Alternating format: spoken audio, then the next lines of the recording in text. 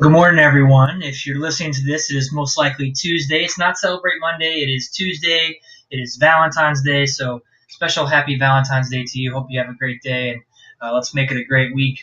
This week's message is a little bit different, and there's an important topic I want to talk about, and that is we are St. Pat's and classroom expectations. And we're in the lull of winter. It's been mild weather, but students typically spend more time together inside, and I think it's vital that we revisit our expectations coming back from this long 4-day weekend. I have a memo that I have attached to the message that you can review on your own, but also you can kind of listen to this and hear where I'm coming from. I've included PBIS, which is that matrix that has expectations, positive expectations in all areas of our school, cafeteria, hallway, those things.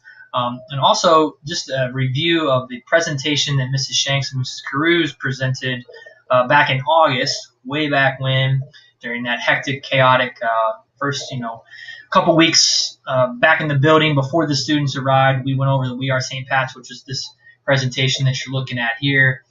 What is positive behavior intervention system and supports? Why do we do this? And if you think back to what Jamie and Kelly share with us about learning the appropriate behavior, the same way a child who is learning how to read, we have to instruct, practice, give feedback, and encourage students to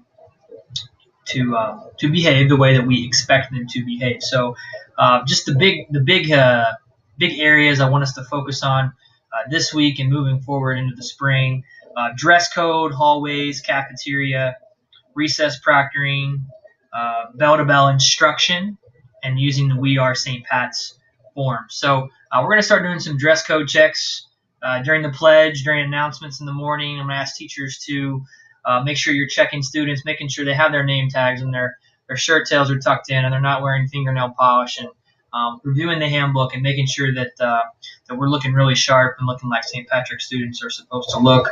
Making sure that in the hallways we're at a level 0. Students should be in a straight line passing through in the hallways. And, if you're not getting that, then, don't allow your students to move forward. Stop and wait until your expectations are being met before proceeding. Similar in cafeteria, voice level 2 is the maximum. Students need to raise their hand if they're going to get up out of their seat to get anything like a drink of water or use the restroom or get an extra snack. Cleanup time can be stressful, but students need to be held to high expectations and held accountable. So how are they waiting in line? Are they keeping their hands to themselves? And then getting into that accountability piece, what consequences does the student receive when expectations are not met? Same thing for recess, making sure that we're spread out, not 2 teachers in the same place. We talked a little bit about this already. Zones, zone 1, zone 2, being down at the end near the basketball goal or out on the opposite side of the parking lot. Visibility is huge, especially at recess, and as we all know, being proactive can eliminate a lot of the issues that we've dealt with this school year and in any school year. A great lesson plan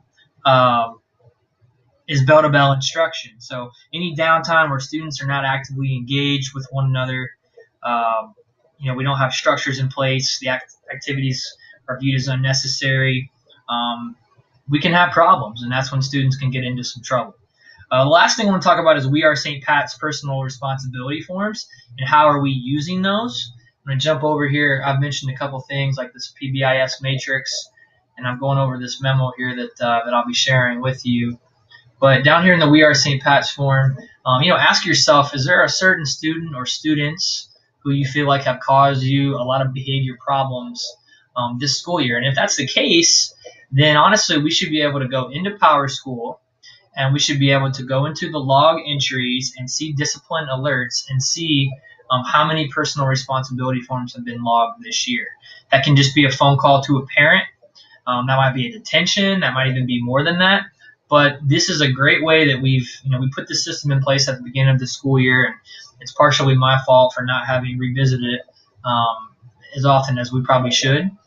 It's a new tool. It's uniform across all grade levels, and it's a great way to log behavior over time. We can actually search, specific behaviors and see if we have more of a school-wide issue with one versus another. And so it's a great system that we've developed at St. Patrick, and we want to just make sure we're using that. So if you're tired of giving warnings, you're tired of having those side conversations with students out in the hallway or redirecting, use those personal responsibility forms. That's what they're for. Ask administration for support. Let us know what's going on. We want to help you. So just a little bit about our memo for this week.